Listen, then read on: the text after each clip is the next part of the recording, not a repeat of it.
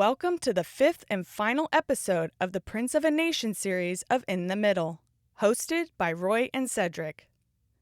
In this episode, they talk about what it means to be a light in the dark. If you'd like to read along, reference passages are in the show notes, and we hope you enjoy this episode of In the Middle. There's a rabbinic law. As I know also, we talked about there is scripture in the Brit Hadashah of how you deal with certain things. And probably, if I were to guess, most churches don't have that kind of structure, even though I wish they did. But there's a rabbinic law that concerning that type of criticism, you have to make it short, you basically have to be the same rank. Meaning, if there's a guy who's a CEO of a company and he's a millionaire and I want to rip him up, I have to be a CEO of a company and a millionaire.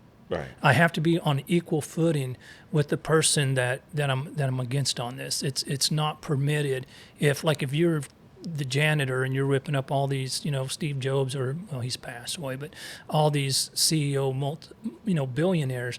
That's not our place in life. And it's a source of entertainment, I think, to critique the things we see and hear on TV, but it is something that you really have to be careful about because, again, that goes to how are you upholding your station of the place where God put you.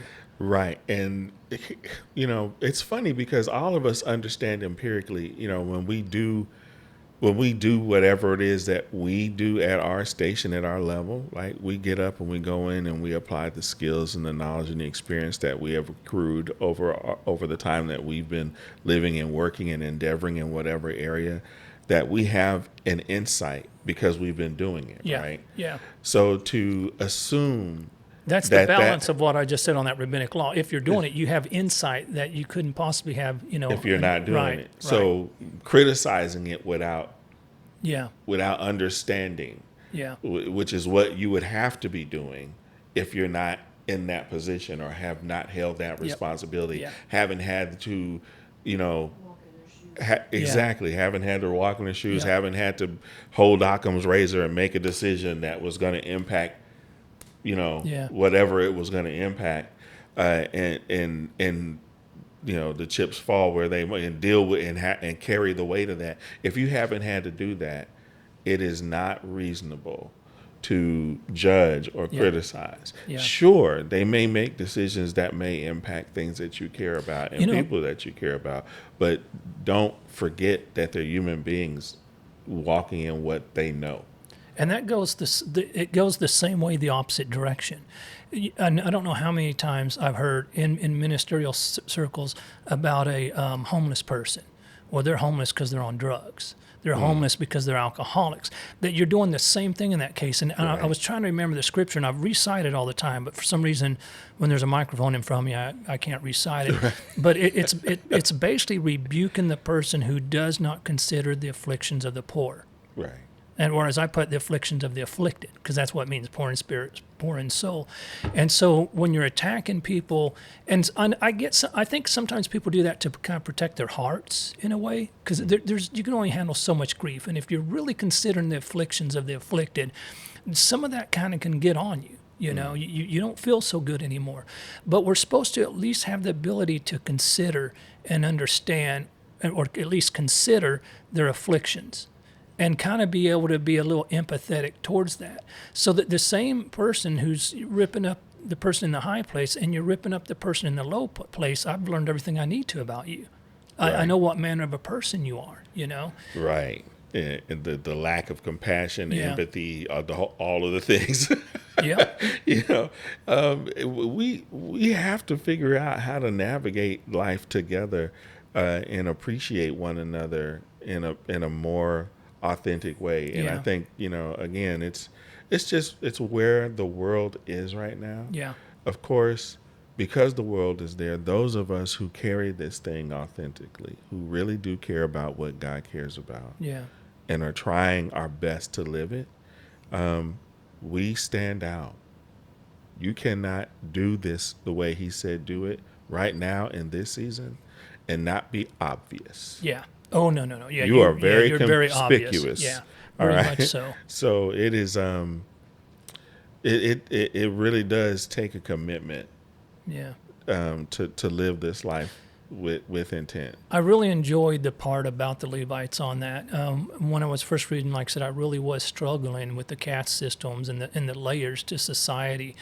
But then when you tie it all back, it ties back to two events, always two events, the golden calf and the Exodus. Right. When you tie it back to what was said, that where the Lord sanctified them, when basically he redeemed them in Egypt, what he's saying is you're dead. Mm-hmm. And you would really be dead, literally, but I'm going to put the Levites in their charge, and they're dead. Because that's what redemption, your life is not your own. If I wouldn't have intervened, you're dead. I would have killed you with everyone else. So when you look at it, you can look at it a little harsh, like, man, the Levites don't get anything. They're dead men walking. Right. They know. Of all people, they understand that. So if your life is done, all you have left is the service to the Lord.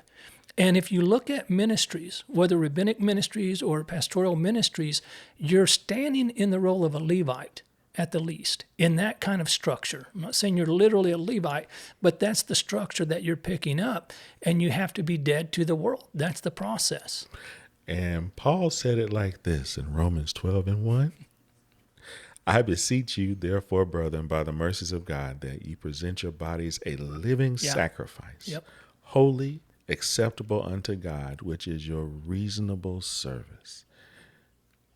Okay, now find the one about the sons of God, because the thing is, if you're using the sacrifice as the example, if we used it literally from Torah, I mean, and I do, then that animal ceased to exist. Like I said, it literally died, but that's not the symbolism there. The symbolism we have of the ascension offering or the burnt offering is that is transformed to vapor, to smoke, or said another way, to spirit, that you're now a spiritual being. You have crucified, is how you would say it. You have put yourself on the altar, that the flesh of who you were is now destroyed, and what gets up off the altar. And the reason why I said the sons of God, to them he gave the power, I believe it says, to become sons of God. Some scriptures say it a different way. That's who gets up off the altar. Now, we know the Lord's made the ultimate sacrifice, but I assure you, he sacrificed himself long before that day. On that day, he was the sacrifice for everyone else. But long before that, he gave up any ambition or any idea of what kind of man, fleshly man, that he would be to be a spiritual son of God, a spiritual man. Mm-hmm. Yeah, because, of course, we have the text where he's, it's written, and the whole earth is waiting, is groaning in anticipation and waiting for us to stand as the sons of God. Yeah. And, that is never more apparent than when the darkness abounds. Yeah. I remember recently, I think it was just a few months ago, there was a church service and Bishop was saying, and, he was reminding us of the scripture where in sin, where sin did abound, grace did much more abound. Yeah. And those who attempt to live their faith with intent are never more apparent than when it is dark. Yeah. When there is such despair in the earth. Yeah. You can't carry hope for as a lifestyle and not stand out when there's so much despair, so much fear, so much insecurity, so much baseless hatred, so much anger and resentment and frustration, and that seems to be on the lower end of the pole, indifference. Right, where people just get they're just totally, they don't care.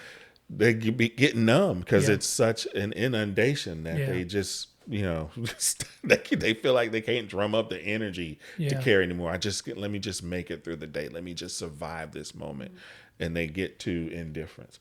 When all of that seems to be the currency of the culture and the environment and the society that we're living in, you walking through with your hope-filled, faith-filled self.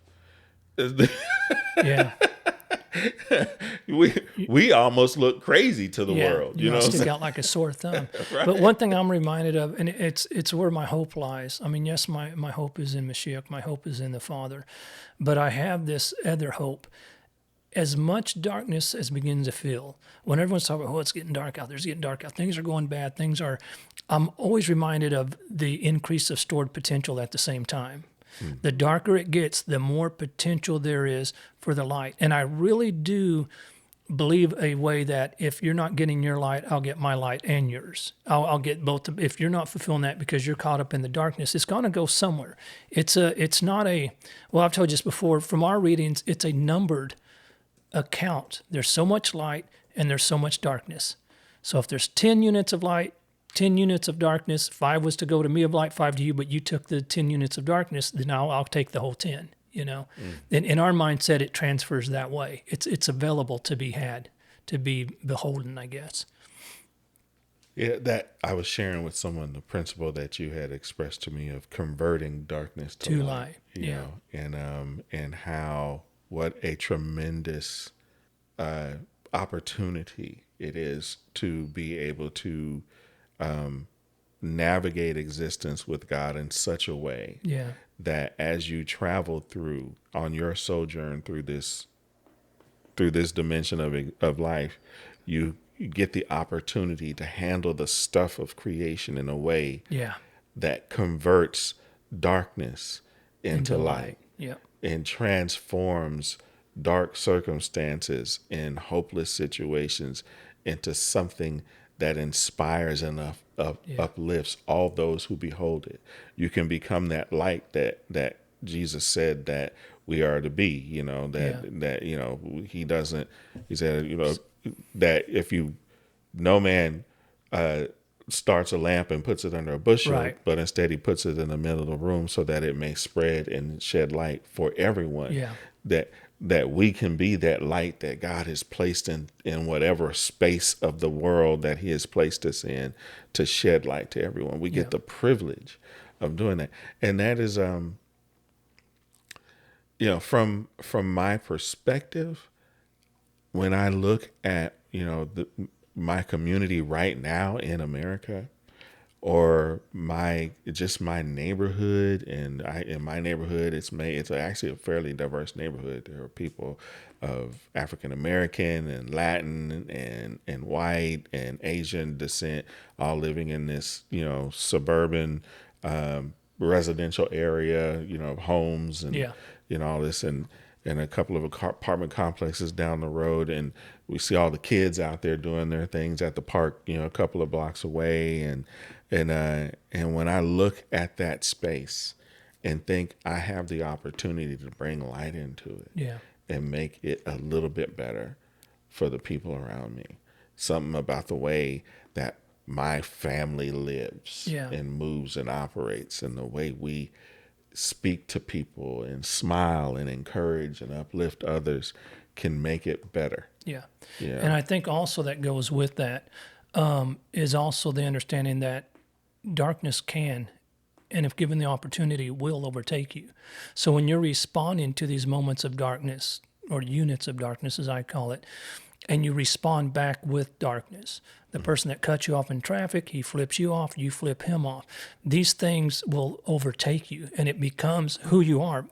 But then the other side of that is, but if you understand within every unit of darkness is a unit of light, then we don't respond in kind. And that's tangible. I mean, you can feel that. It doesn't take very long at all. Matter of fact, if I put a time on it, I'd say after 3 days, you can start feeling it, and things are starting to shift and change in your own mind, in your own consciousness, in your own reality, because every time the darkness shows itself, it's an opportunity. And you know that there's something valuable. It's the pearl in the oyster. From the outside, it's a nasty oyster. Those things got like moss growing on them. Like they look like rocks almost. They're just nasty looking. Nobody would look at an oyster and say, well, I mean, some people eat it. But no one would look at an oyster saying, wow, what a valuable organism that is. But what's hidden inside of it is quite valuable. But you have to pull it out. Light is more times than not hidden in the darkness. I understand going to a worship service, you're in the light, you can feel that, you can feel the peace of the Lord settle on a synagogue. I've felt it many times. You can feel it in the church when you're worshiping. The problem with that is, more times than not, when you leave the building, that's where you left the light at. You know, you left the light on. It's there.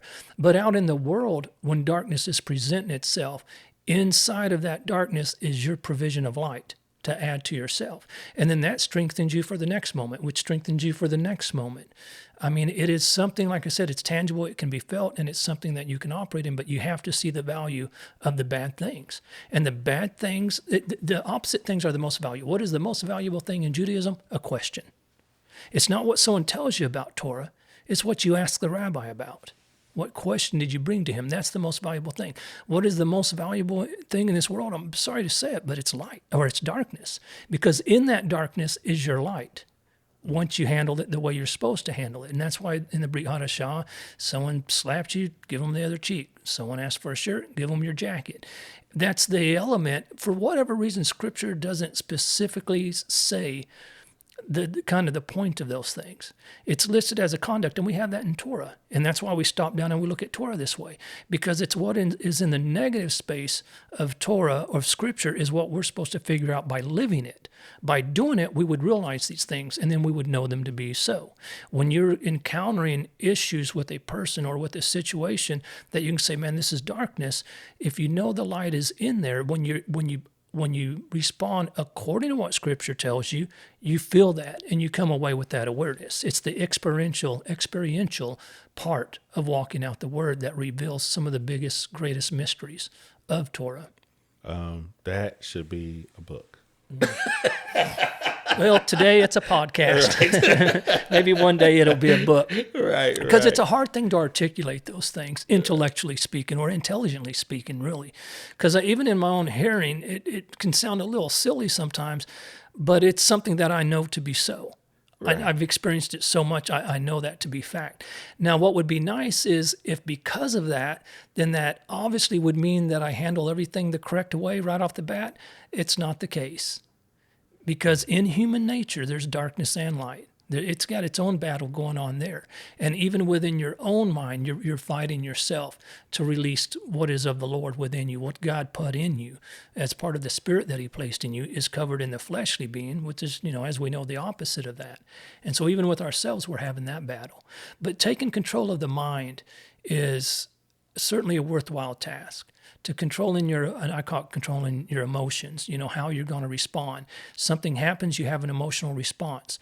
If you would tune into that, you would find out for just a fraction of a second, you can change how you respond. Later on, it's much longer than that. But even in the early, when you're looking at that, you'll find out I've got just this so quick moment to decide whether to go north or south on my response to this. And when you start getting control of that, then again, that opens up strength for the next moment. You have your provision for the next moment. Right. In Romans 8, Paul in verse 19, he says, "For the earnest expectation of the creature waiteth for the manifestation of the sons of God. Yeah. For the creature was made subject to vanity, not willingly, but by reason of him who hath subjected the same in hope. Because the creature itself also shall be delivered from the bondage of corruption into the glorious liberty of the children of God. For we know that the whole creation groaneth and travaileth in pain together until now."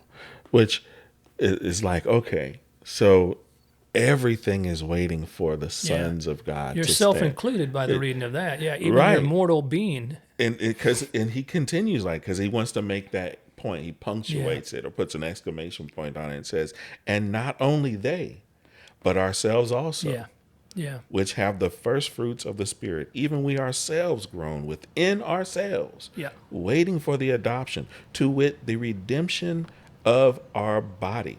For we are saved by hope. Yeah. But hope that is seen is not hope. For what man seeth, why doth he yet hope? But we hope for that we see not. Then do we with patience wait for it." Yeah. It's this.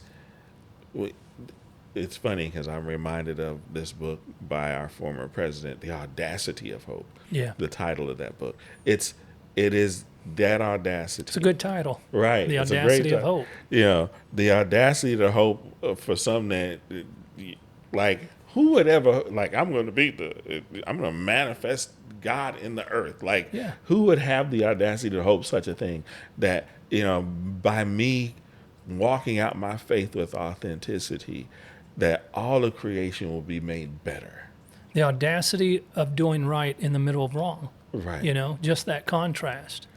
So that listening to that still small voice when everything around you is, pushing in the other direction. Yeah. And going, you know what? I'm just going to do what he say do, and let the chips fall where they may, because I believe that he going to keep his promise, and it's going to turn out all right. Yep. Yeah, that's amazing.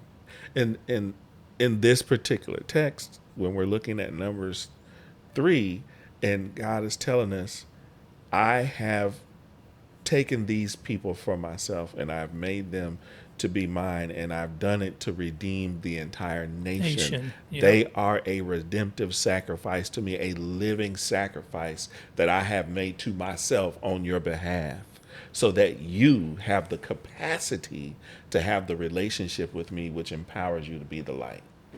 Yeah. Wow. Yeah. Like, just and how he did it is amazing. But yes, it's a phenomenal moment in this particular Torah. Absolutely. We hope you enjoyed this episode of In the Middle. Like and subscribe wherever you listen to your podcast to support the show.